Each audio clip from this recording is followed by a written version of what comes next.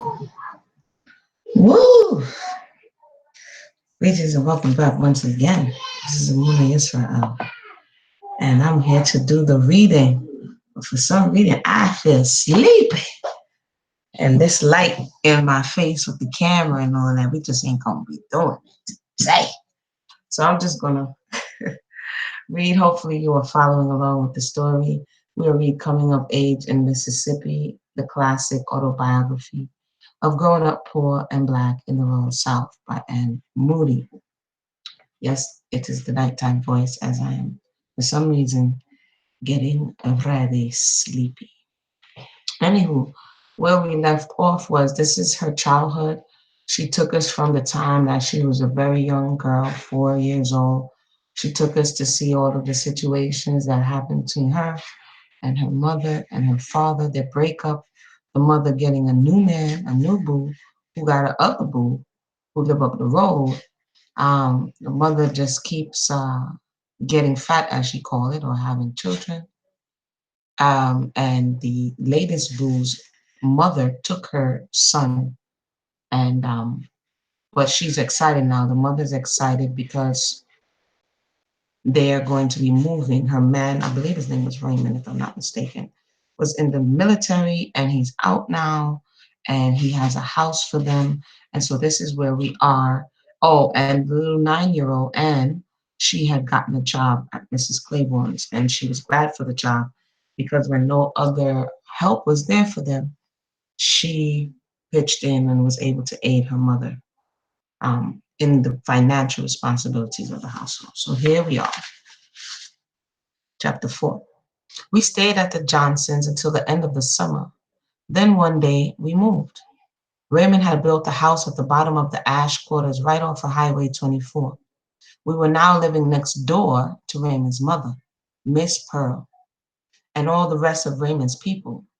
Somehow, by hook or by crook, Raymond and his entire family had bought land there. Along the gravel road that formed the main street on the very first day we moved there, Mama already showed signs of nervousness. Oh yeah, we found out before that Raymond's family don't too like her too tough, and they were kind of neglecting the child. Raymond, with help from his brothers, had built the house for us with their own hands. It was a green frame house with a gray front porch. There were 5 rooms, more than we ever lived in. A living room, 3 bedrooms, and a kitchen. The only thing wrong was that we still had an outdoor toilet. Raymond and his brothers had also built Miss Pearl's house, and she had a bathroom. Raymond said that later on he would build a bathroom for our house too. We didn't have running water in the house either, but the water line had been run to our house and a water faucet had been put in the front yard. At least we had plenty of water to fill the tin tub. The inside of the house had not been finished when we moved in. Raymond and his brothers worked on it daily, sealing it with sheetrock. When all the sheetrock was up, Mom and I went to town and bought some beautiful flowered wallpaper for each room except the kitchen. If you remember last time, in all the other shacks they lived in, they kind of tacked the paper onto the. So this was significant for her, being able to have wallpaper. Then it was time to buy the new furniture. Mama always took me with her to buy things for the house. Mama, let's go to get the beds first, I said as we walked in to the only furniture store in Centerville. Okay, she said, but don't let me forget the icebox. I think Mama was a little scared because this was the first time she had ever bought furniture. Before, we had always been given old, discarded furniture by other people. We looked over all the beds and Mama picked her bed in no time. She selected one with a solid mahogany headboard that was part of a mahogany bed set, but I still didn't see my bed, the one I wanted for my room. Have you got a bed with big, tall brown posts? I asked the sales lady. Yes, we have one with posts, she said. Here, don't you like this one? She asked, pointing to a little mahogany bed with little straight posts. That's not what I want, I told her. I want one with big, tall posts and a cover over the top. Where did you see that kind of bed? Okay, sales lady, you getting like all in the business. she asked, looking at me as if I was crazed or crazy. The lady I used to work for had a bed like that, Mama answered quickly. You got one like that? I asked the sales lady again. No, we don't carry them, and it would cost too much for you. How old are you? She asked me coldly. 11. I'll be 12 next week, I answered. The sales lady acted as if she was mad, and so did Mama. So I took the bed with the little brown post. Then Mama picked out a green three-piece sofa set for the living room. Mama asked for an icebox, and they didn't have one. I was glad because when I hoped she would buy one of those nice big refrigerators like the Johnsons and the Claibornes had, but she didn't. She gave the lady a down payment on the furniture, and we left. On the way home, she kept telling me I shouldn't want everything white folks had. She said that Miss Ola's bed cost more money than our house had cost. Miss Claiborne and Miss Ola done ruined you, she said. I often got the feeling that Mama didn't like Miss Claiborne acting like I was her daughter. The way she said they had ruined me, I knew for a fact that she didn't like them treating me like their equal.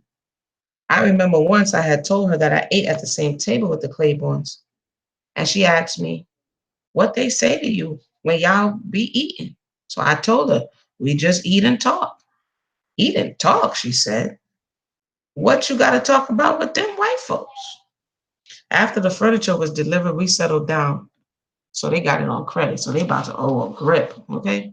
On $5 a week, that's a long, oh, anyway. There were only a few things that kept us from being middle class: the outdoor toilet, the wood stove, and the tin bathtub. However, we did have mahogany furniture, and Raymond had a small bank account from the service and a car. Now that we had moved into Raymond's house, he brought James to live with us. James was now 4 years old. Wow, 4 years old. He had gotten used to living with Miss Pearl, and he wouldn't stay with us in the beginning. Every night he would cry until Mama and Raymond sent him over to Miss Pearl to spend the night. When we went back to old Willis High that September, I was 12 years old and in the sixth grade. Adeline was in third grade and Junior in second. We no longer carried one sandwich apiece to school. We were now able to carry two.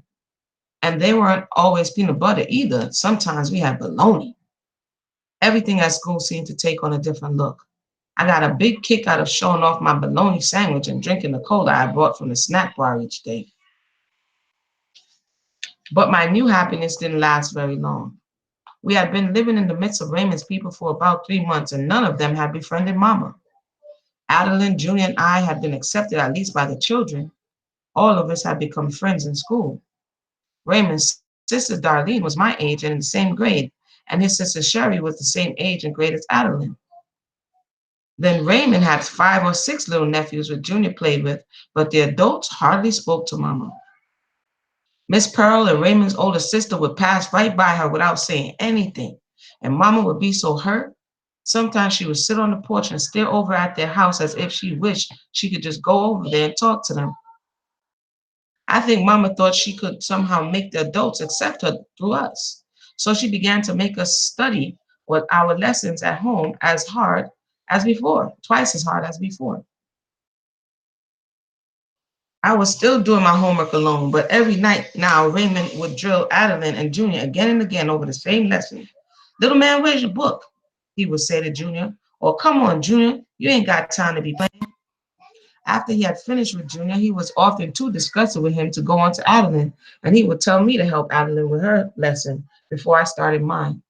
Within a month, I was helping both of them because no matter how Raymond drilled Junior, he just didn't learn anything. Now I had very little time for my own homework, but I managed to keep my grades among the highest in my class.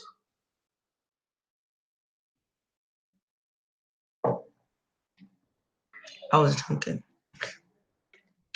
For those who just joined us, we're reading Coming of Age in Mississippi, the classic biography of growing up poor and Black in the rural South. If you are missing the live readings, you have to click the bell notification. I guess I have forgotten to tell everybody to click those bell notifications so you can get the notification when I'm going live. And if you would like to listen to the reading or something else as it is live, then that would be helpful. My voice is tapering tonight. I can't even do my extracurricular. Little sleepy, but I'm gonna rock with it. Where was we? After Raymond had given Adeline and Junior up and told Mama they are the dumbest little things I ever saw, which is just a terrible thing to say. Maybe they're just a different type of learner, but anyway. Mama started in on me. She was always telling me things like, you got to do good in school. You can't let Darlene and Sherry be smarter than you. They already think they's better than y'all because they's yellow. When she said this to me, I knew she didn't mean y'all, she meant me. She had given Adeline and Junior up just as Raymond had. I was already making better grades than Darlene. However, now I realized Mama was dependent on me to keep my grades higher. I tried even harder. One moment.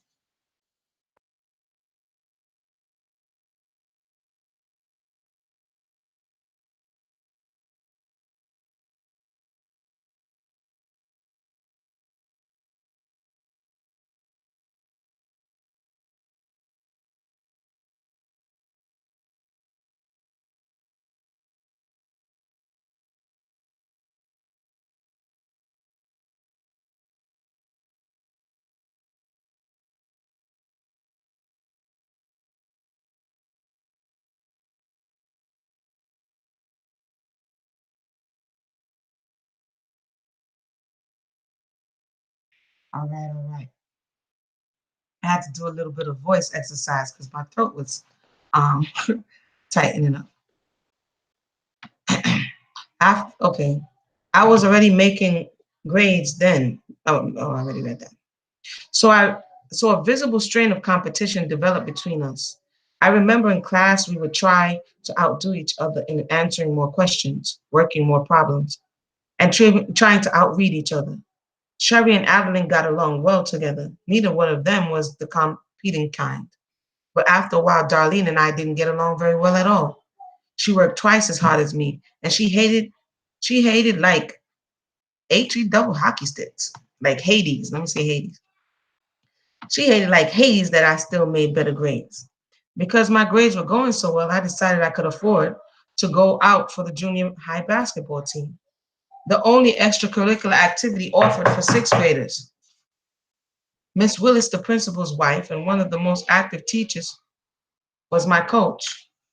She was the eighth grade homeroom teacher. She managed the snack bar at noon, and now she had organized a junior high basketball team.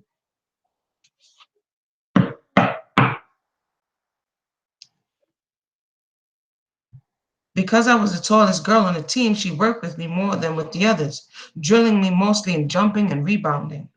I would practice an extra hour each day after school, plus the 2 evenings a week that I wasn't working for Miss Claiborne.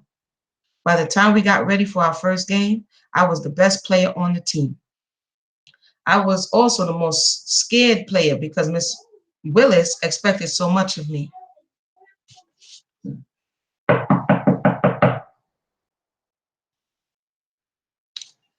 Hold on, let me talk to these babies.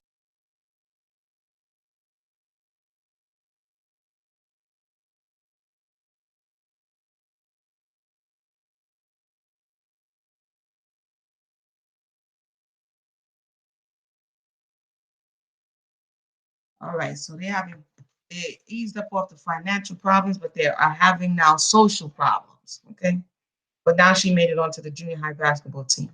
Our first game was to be played on Thursday in November at some little country school I had never heard of. I kept hoping it would be called off. If it rained that Wednesday and on Thursday morning it was cold and cloudy. Sorry, not if it rained that Wednesday. And on Thursday morning it was cold and cloudy. I remember I got out of bed and prayed that the outdoor court at the other school would be wet or too wet for us to play, but it wasn't. In fact, when Miss Willis called up to ask about the court, the coach told her that it was in good shape and that he was still expecting us. We arrived late. The other team was already warming up. Once I looked at those girls out there, all the little courage I managed to muster up was completely gone. These were the biggest girls I had ever seen. They were even larger than the girls that played on our high school team. They looked like grown women. These are some mighty big girls, Miss Willis commented to us, as if we hadn't already noticed. and I felt my blood stop circulating. What you all gotta do, she advised us, is guard them close, and if possible, get them to foul a lot. Try to keep them from that goal too. Then she looked at me and started to say something, but changed her mind when she saw how I was shaking.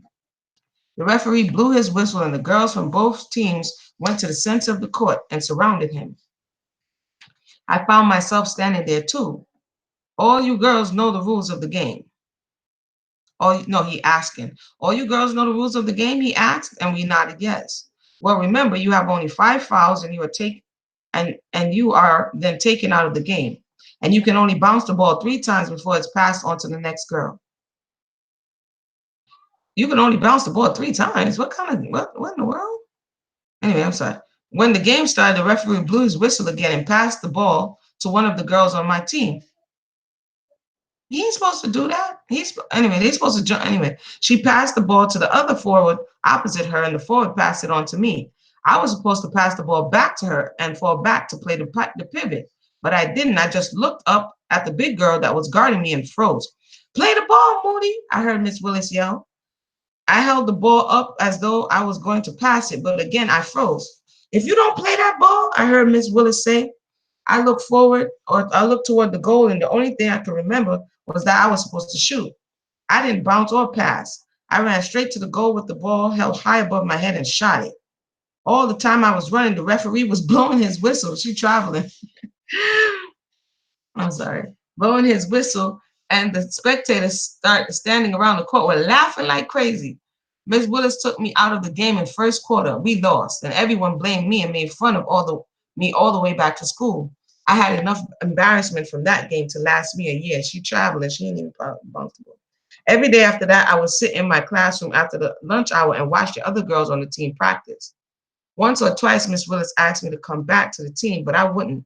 It was one thing to play ball among people you knew, but I didn't like playing outsiders. It happens. Just before Christmas, I came home from Miss Claiborne's one evening and found Mama's sister Alberta at the house. As I walked in, she was running around like she was lost. Mama was in bed. I looked at Mama, and she had big drops of sweat dropping off her face. Her eyes were closed, and she was biting her lips as though she was in great pain. I stood there looking at her for a long time before Alberta saw me standing there. Essie Mae, come here and help me find some clean rags. Yo, Mama pregnant again? Go outside, Mama.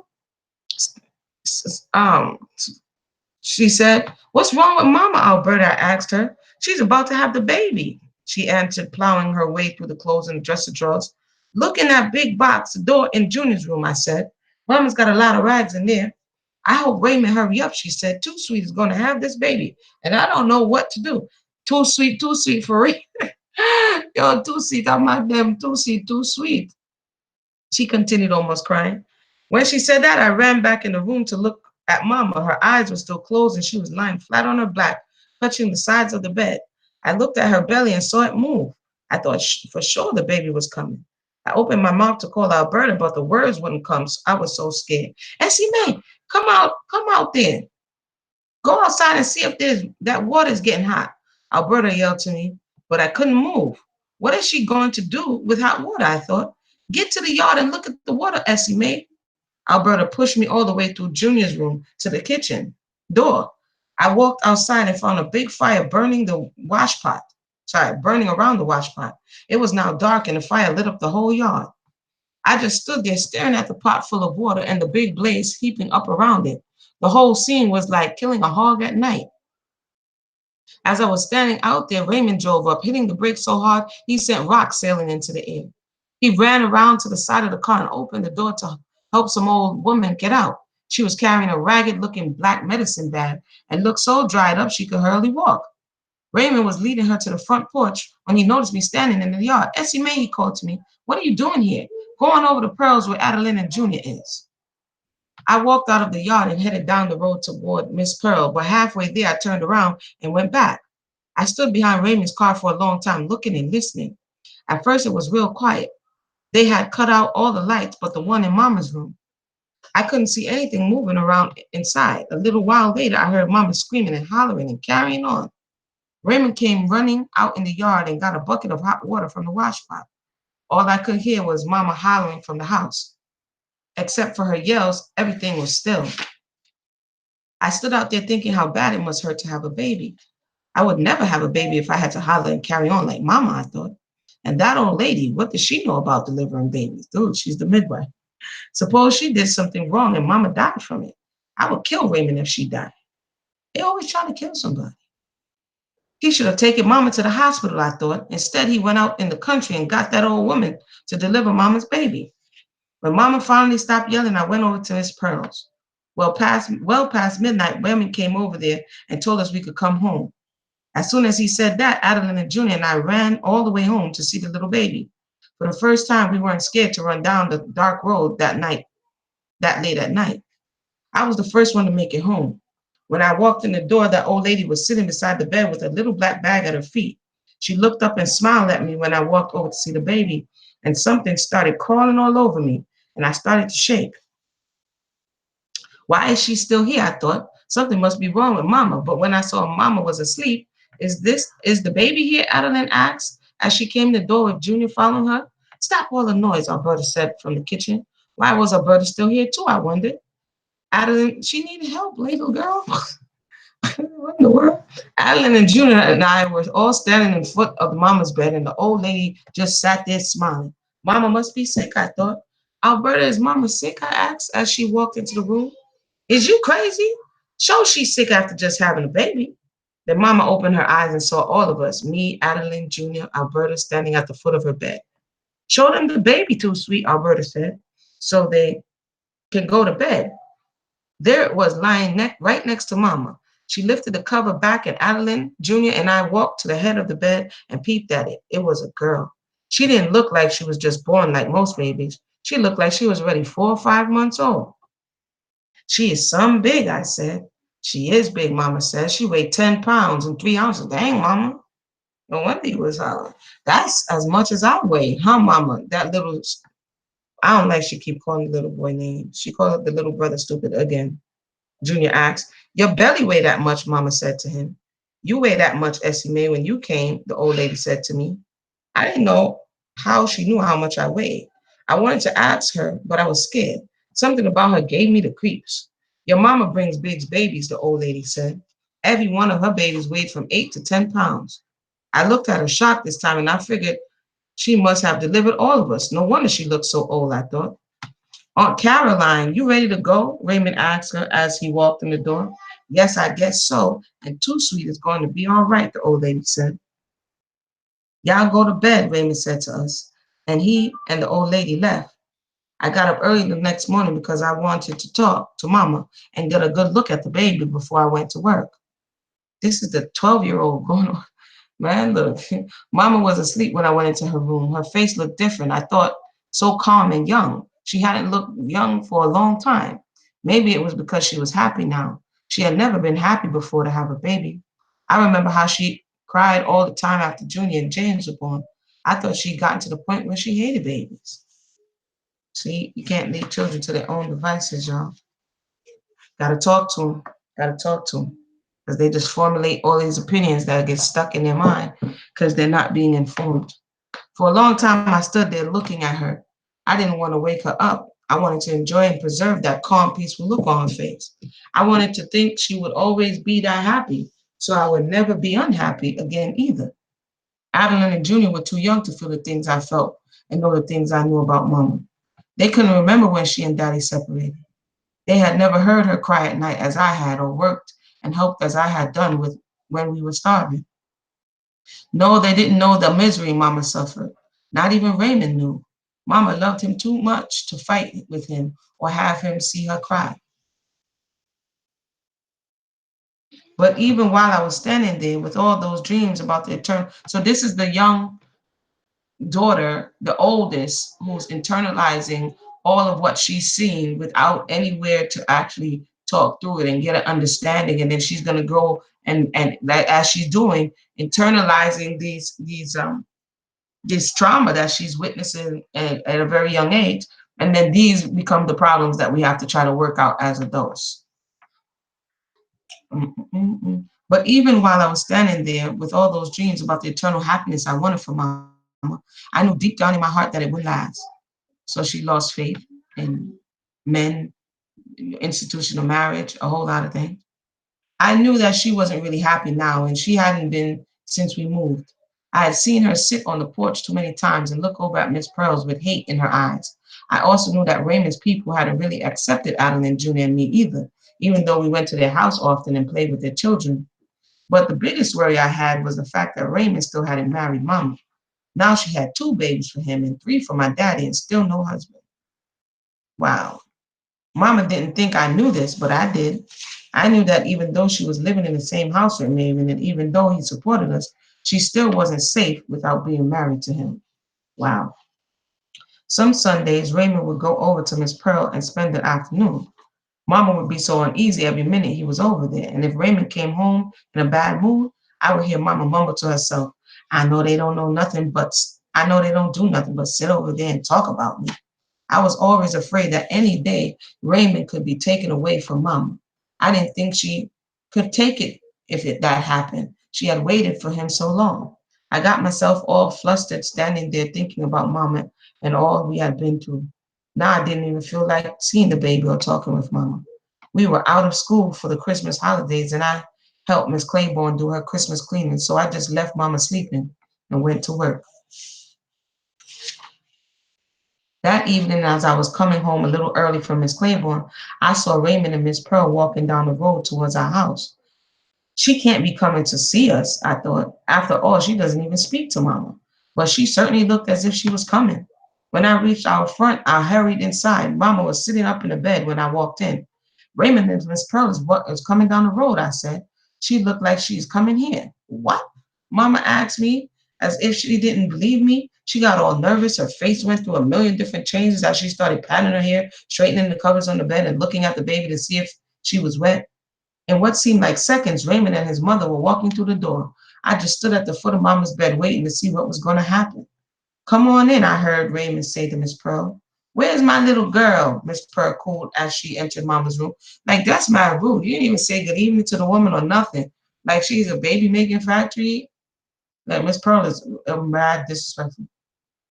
Mama looked at me and then pulled the covers off the baby. Miss Pearl didn't come all the way into Mama's room. She stood in the doorway and didn't move one step from there.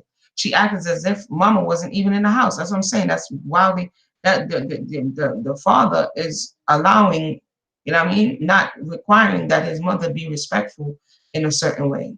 I mean, you can't beef with your moms, but at least you could say something. Raymond walked over to the bed and picked up the baby and carried it to her. She does look like her grandmother, Miss Pearl said, shaking the baby and carrying on over her. I told you she looked just like you, said Raymond. Then he pulled in a chair from the living room for her to sit on. All this time, Mama looked like she was so anxious for Miss Pearl to just speak to her. The least Miss Pearl could have done was ask Mama how she was, even if she didn't mean it. But Miss Pearl wasn't even about to do that. That's common decency, dude. I ain't got time to sit down, Raymond. I gotta go cook dinner, she said quickly, and gave Raymond back the baby. He took the baby over to the bed and handed it to Mama. Then he and Miss Pearl left the house. As soon as they walked out, Mama started fussing. She got some nerve coming in my house, not even speaking to me. How dare Ray bring her in here and run over me? I looked at Mama and now tears were running down her face. I mean, like, that's wildly disrespectful, man. I didn't say a word to her. I just turned and walked out the room onto the porch. Miss Pearl and Raymond were standing in the road talking. I sat down on the front steps and stared at them. I thought of the calm, peaceful face Mama had that morning before I went to work. After seeing her tears again so soon, I knew that as long as Raymond's people could make her cry, they would. Raymond is just a fool, I thought. He's not a man at all. He could easily put a stop to this. No, he's too scared of hurting their feelings. I sat there on the steps wishing that Mama had never moved with him. Looking at him now, I could see he would never break with his family for Mama, and they would never accept her, no matter how hard she tried to make them like her.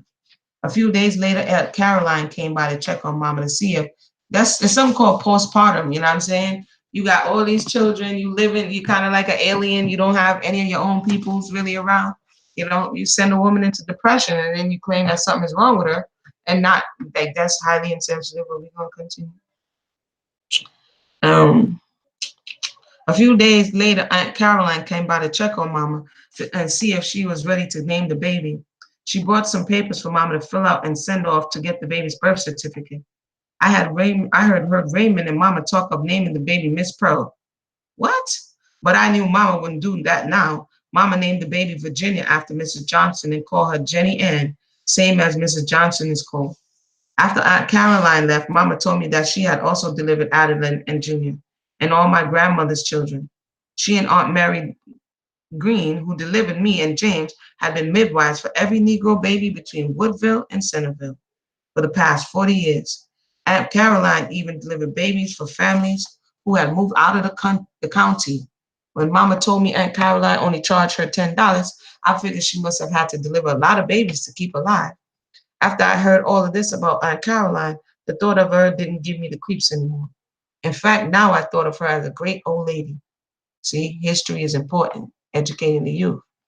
She must have really enjoyed bringing babies to bring them for so little and to continue doing it at such an old age.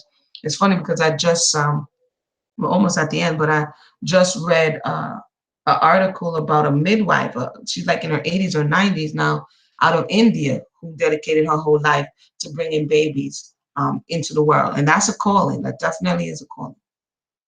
And she did it non for profit. She didn't accept anything.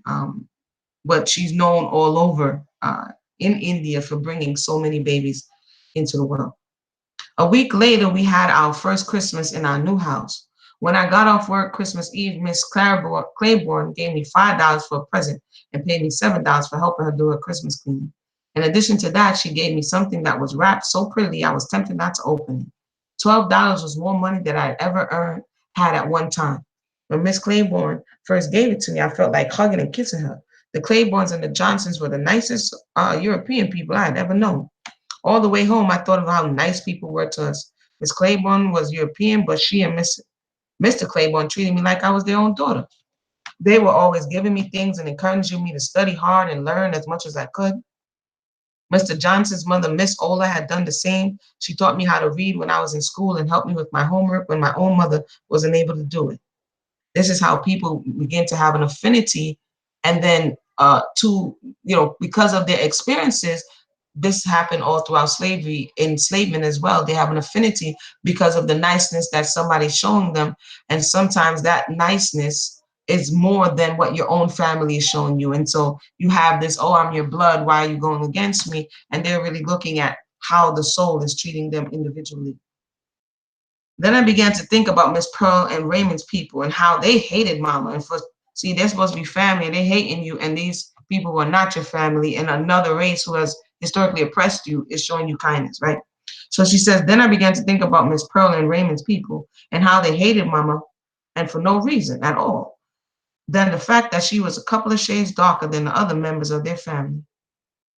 Yet they were Negroes, and we were also Negroes. I just didn't see Negroes hating each other so much. When I got home, Alberta was there baking cakes, and Mama was sitting in the kitchen with her. Alberta and Mama got along very well. Alberta was married now and just moved to the neighborhood about 2 weeks before. I was glad that Mama would finally have someone to talk to. Now she wouldn't have to sit on the front porch and look over at Miss Pearl's. She and Alberta could visit each other, sorry.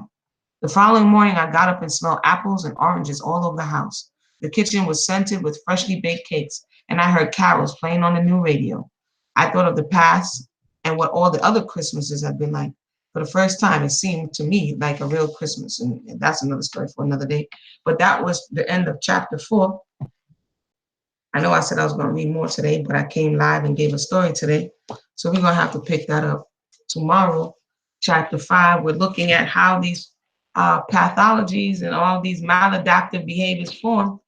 She's giving us a clear delineation of events and why she forms certain thoughts the way she does, and why she's later on going to subscribe to certain ideologies that she does. And what she has done in her autobiography is what I encourage us all to do, to kind of get a grip on what may have been some of the things, some of the traumas, some of the experiences that we internalize, and that is causing us to kind of be stuck in a rut. Sorry. They're in the subconscious programming, and they're operating, and we have forgotten about them a long time, but yet still they're holding us back from our true potential. And the way in which we access them is to review them in our own minds because we were there. And then we can be able to work from there. So if that's it, I want to thank everybody for tuning in. Again, if you keep missing it, the live reading or the live discussions, click the bell notification so that you can get that live reading and live discussion. And I'm going to go rest now, and we shall be back later. Well, not later. Well, I'm done for the day, y'all. We should be back at another time. All right, one.